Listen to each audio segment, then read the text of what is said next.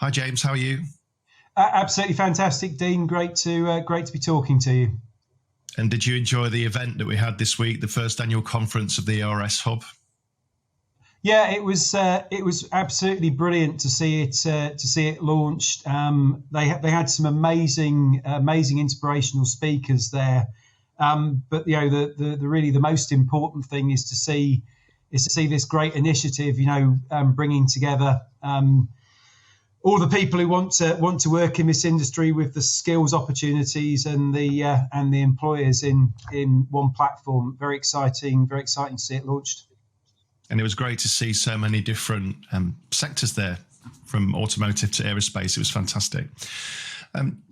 James, Can you tell me, can you give me an intro into you and your business, Advanced Electric Machines, please? Absolutely. So I'm James Widmer. I'm the CEO and one of the two co-founders at AEM, Advanced Electric Machines.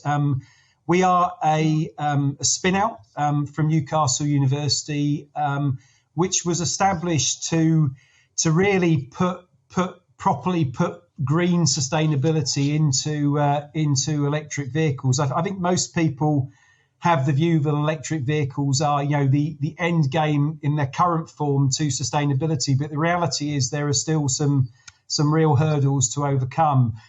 We make electric motors that go into these vehicles, and the big challenge with electric motors today is that they contain materials which really make them much less sustainable than they could be. And the technology that we've developed and that we've grown out of research at Newcastle University and other places is all about trying to come up with a much more green, sustainable, but manufacturable, high performance, high efficiency electric motor, electric powertrain that can power all of these vehicles in the future.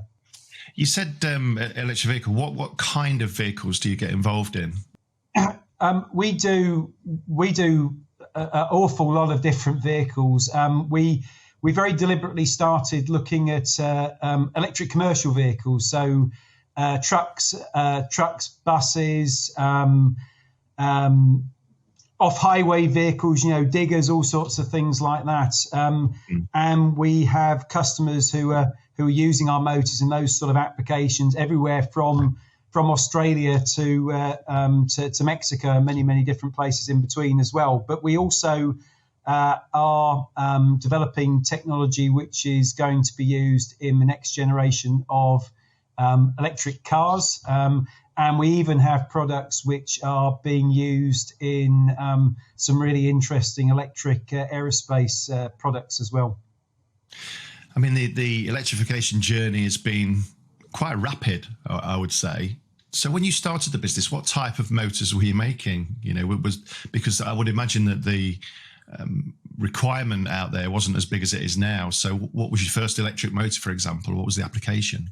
Well, actually, we're just 6 years old at the moment, so we've been doing this for a little while, but not for too long. So I think what we were able to do is we were able to spot where the market was going, Dean, and get a product ready that was ready at the right time for a market that was starting to grow. So as I said, we've started really looking at electric trucks, and as you've probably seen when you look at what's on the roads, there aren't enormous amounts of electric trucks out there at the moment. But the reality is they're coming, and they're coming because a number of cities around the world are really wanting to improve air quality. There's obviously in general the concern over CO2 emissions, and that is really pushing people who are running big fleets of distribution vehicles to want to go electric, and that's then pushing in turn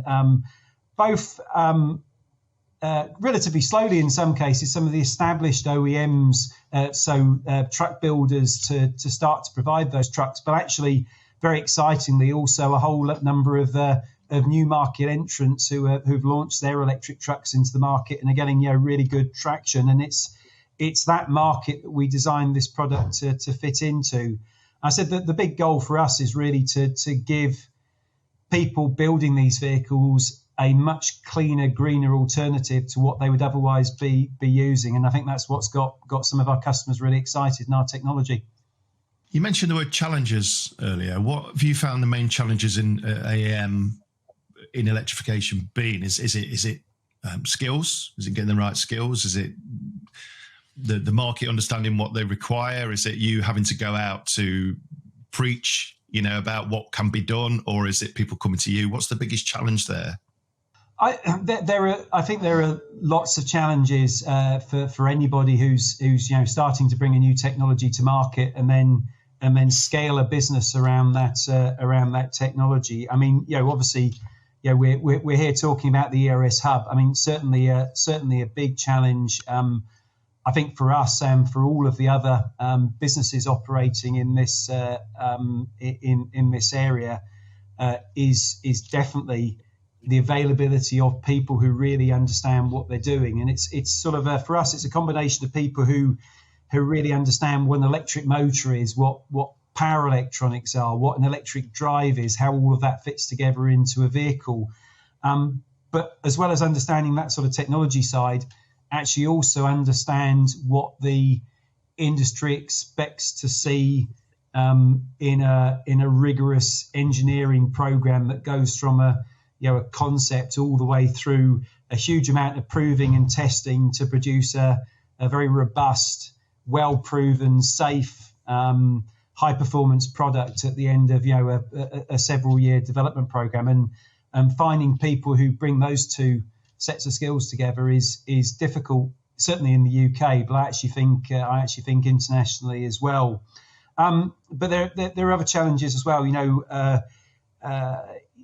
You can't build a big manufacturing business without raising significant funds. We're lucky we have very supportive investors, but it's always a constant constant process to go out there, explain what you're doing, explain why you're going to change the world, as I really truly believe we will, and therefore get investors on board. And actually, the other thing, and you really can't underestimate this, is you also have to understand how to actually sell your ideas and your products and actually put in place those long-term partnering agreements with your customers as well. That doesn't happen without a fair bit of effort, however good your technology is. So lots of challenges, but that's I think what makes it exciting and worth doing. I would say that I'm going back sort of maybe 20 years. Electrical engineers and mechanical engineers and the design counterparts before that, the people that get involved with the concept of the projects, to me, they felt quite separate with a dividing line. But you did touch on the skills there and the adaptability of people. Is it relatively easy with things like the Electric Revolution Skills Hub for people to find the training if they're on the mechanical side and they want to become either on the electrical side or a bit of a hybrid? Do you think the hub's going to help with that at all? Well, to be honest, I think that's really one of the things that I really want the hub to go and do. So, I mean, my background with the hub really predates anything that's actually happening with the hub. So I think I first started talking to people about this probably in about 2015 or 2016. Wow. And there was a real gap, I think. You're talking about electrical and mechanical engineers. What I do is electric motors, and the reality is electric motors are a sort of a weird hybrid between electrical engineering, mechanical engineering, and also some other engineering disciplines as well, which don't feature in either of those. And one of the issues I think that businesses like mine have in terms of recruiting the right people is there are very few people out there who have the hybrid of all of the different skills that we actually need to make our products work. So one of the reasons for first, sitting with others and thinking, how do we solve this problem? And one of the sort of reasons for I think now ending up with this ERS hub is exactly that, which is we don't need electrical engineers, we don't need mechanical engineers. what we actually need a hybrid of those plus understanding of automotive engineering, plus often some business acumen as well. We're looking to try and get all of these things together in one individual. And I think the enormous opportunity with the ERS hub is to give people who want to enter what is, in my mind, one of the most exciting industry sectors, on the planet at the moment. I mean, we're one of the areas which is really, really rapidly changing the world, and very much for the better.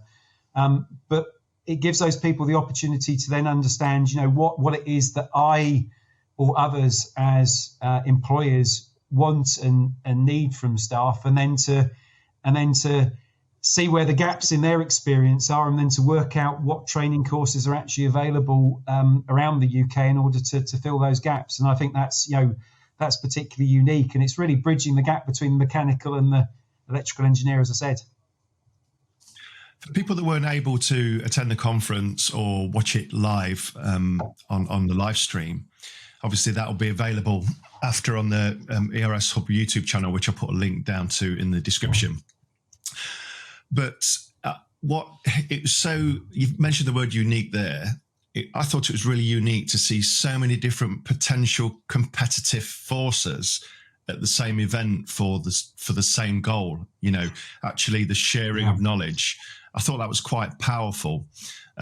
That's only going to grow because obviously I think the next year's ERS Hub is aimed at Glasgow, so we're trying to take it a little bit more around the country as well. But you said that you were involved from 2015, so you've kind of seen all of the whole journey all the way through up to the current day and the launch this week.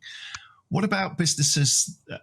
What would your advice be as a fellow CEO business person to other businesses on how to get involved and how they can help, and how the ERS Hub can help them? How it would all work, because you've got hindsight of a long time over this, whereas businesses watching this podcast for the first time might not have a clue where to start. So where did this start, and how can it help?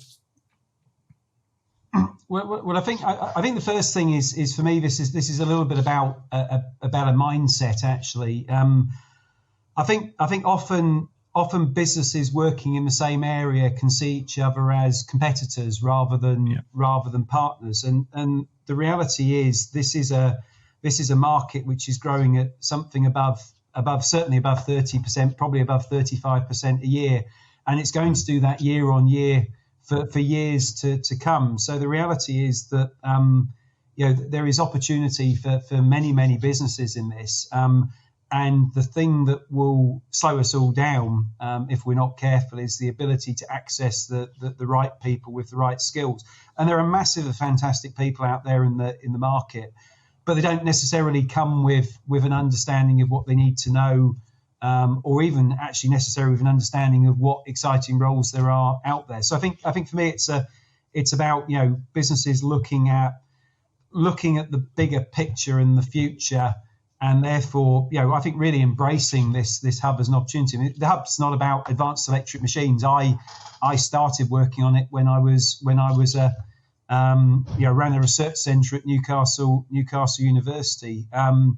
It's about really increasing the global competitiveness of the UK, but also about allowing the UK to really contribute to solving a global problem. And if we can get this right, and if we can get everybody to cooperate by advertising their jobs on this platform, by getting their staff to use the platform, by just selling the vision that the platform has to all of their stakeholders, then it's going to put us in a fantastic position to be really generating that big pool of resource that we all need. So hopefully that answers the question. But I mean, it's I think just about understanding what we're trying to achieve and why it's in everybody's best interest that we push it forward.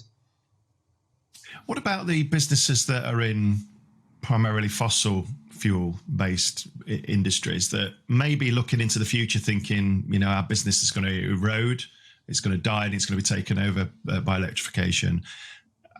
What would your advice be for them to gain knowledge from this collective of people within ERS hub and driving the electric revolution. Yeah. Would your advice be to them for them maybe to start diversifying into other products?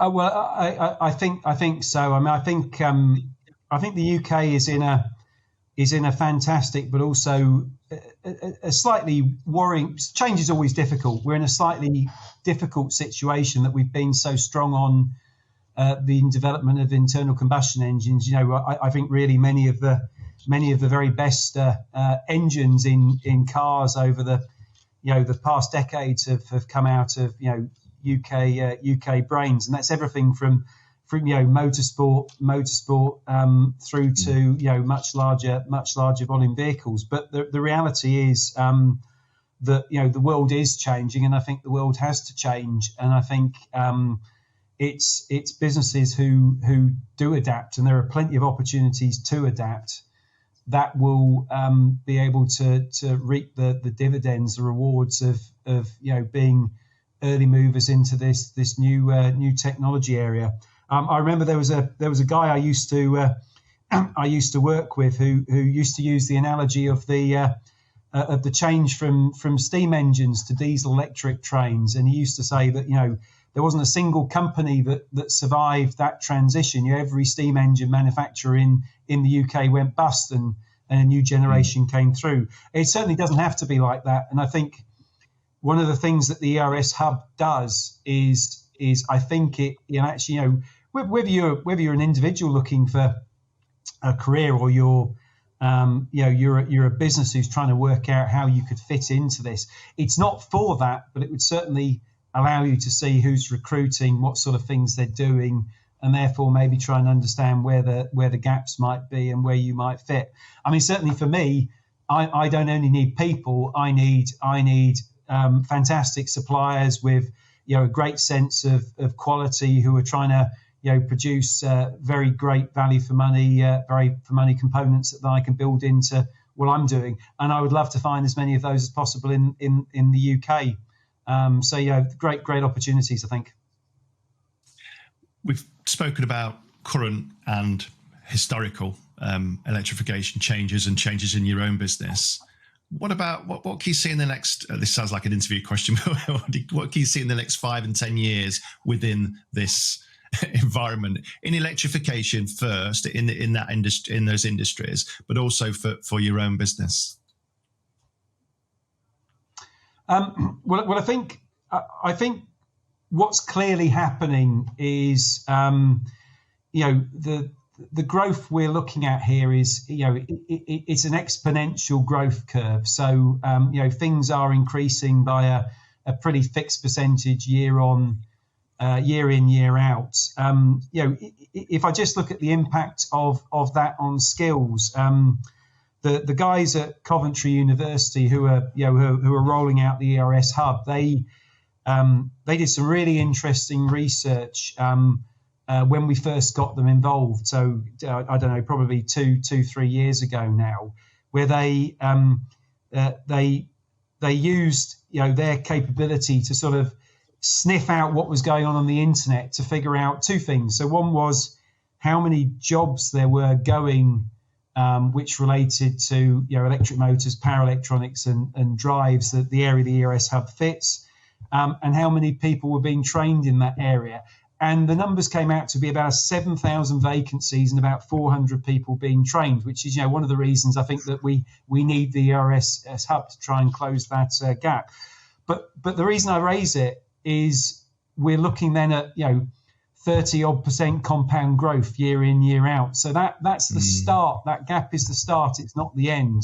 And so I think one of the things I expect to see is that businesses like mine and others really trying now to scale very fast in order to meet the demand of all of these customers I've talked about for our products around the world. And that's going to mean that we need more people. It's going to mean that we need a supply chain that's prepared to grow with us.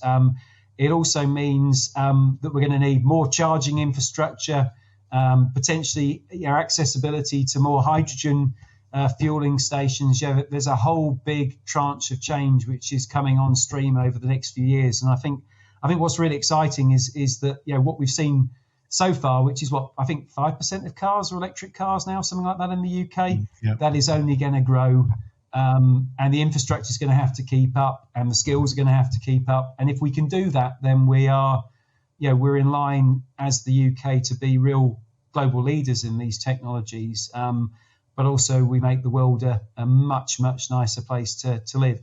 As long as we make the right decisions, I should say, about what technologies we use in these vehicles. And I would obviously point to the sort of things that we're doing and other people are doing on batteries as being the right way of doing it, rather than picking technologies which are not quite so sustainable as instead the wrong way of doing it. The Coventry University research that you just mentioned, that's quite a big gap already, isn't it, between the jobs required and the skills available. But the one thing that I'd like to add into this is that we're not just thinking about the engineers and the people within, transforming into a different role into electrification today, but it goes all the way back to primary schools. I mean, I remember speaking to Ben Chesterton from Driving the Electric Revolution, and they're going into schools, primary schools, and getting people to build little DC motors. So the effort is there. But, if anybody's watching this that's interested in, from a business point of view or an individual point of view, interested in being involved, and I cannot stress enough how important it is to join the Electric Revolution Skills Hub. Again, there'll be links after this podcast on the end slide where you can do that. It's so important because it's a big family now. It's this family that's grown over the last few years and been launched in 2023. But it's only going to grow. And if you're not part of that family, it might be a little bit more difficult for you to find the solutions to move from where you are now to where we need to be as a nation. James, finally, do you think that it sounds to me, this might be with my UK head on, but it sounds to me as though the UK is really leading this push around the world. Are there any other countries that are kind of doing the same thing, or are we really pioneering this from the very beginning? Well, so I think in terms of this sort of platform approach to bring everybody together, I mean, certainly you never know, do you? But certainly my understanding is that, and from the research that's been done, it looks like this is a unique thing that's being pioneered here in the UK. And I think I think we are in a great position in the UK to really be leaders in these developments. And it's great the ERS Hub exists, because without it, as I said, we have this big gap. With it, we can close that. And you were talking about primary schools. I mean, I think that the thing that strikes me about this is it is about primary schools. It is about bringing young kids into this profession, all the way through primary school and then into secondary school and through university. In particular, I'd like to say, people who don't traditionally join engineering, like girls and others who have been put off it by its slightly masculine feel in the past. Really, really excited to see that. But this is also about people though who already are working, who work, for example, building internal combustion engines, who work in the car industry, who work in the rail industry, who are doing other things which are related to what is needed or tangential to what is needed, but don't quite have those skills. I think the really exciting thing here is to use this as an opportunity to give those people the visibility they need of what their futures could be if they were to transfer across, and then to understand how they do that. And I think, I'm certainly excited about the schools, but I'm also excited about, finding some of that massive talent that's out there in the UK already doing, absolutely world-class engineering, who are looking to help us to deliver what we want to go and deliver in terms of electrification. Fantastic. James, it's been an absolute pleasure. It's great to see this from an employer's point of view, and somebody who's been involved in the ERS Hub, for quite a while, since its inception. We've always we've mentioned already that you can get involved. We've got a YouTube channel. We've got all the social media channels you ever want. So whatever your flavour is in terms of social media, you can follow us there. You'll see all the latest news, all the latest podcasts. You'll see the latest press releases, anything that's happening in terms of networking, because there are several networking events during the year, plus for the next annual conference, which I believe is next May or May. I can't remember. I will get that date and I will put it into the description. Possibly even slightly earlier, I think. But it's coming up before we know it, I'm sure. Yes, and that will be in Glasgow. So look out for that. I would definitely urge you all to come and see. We went to the last one and it was fantastic.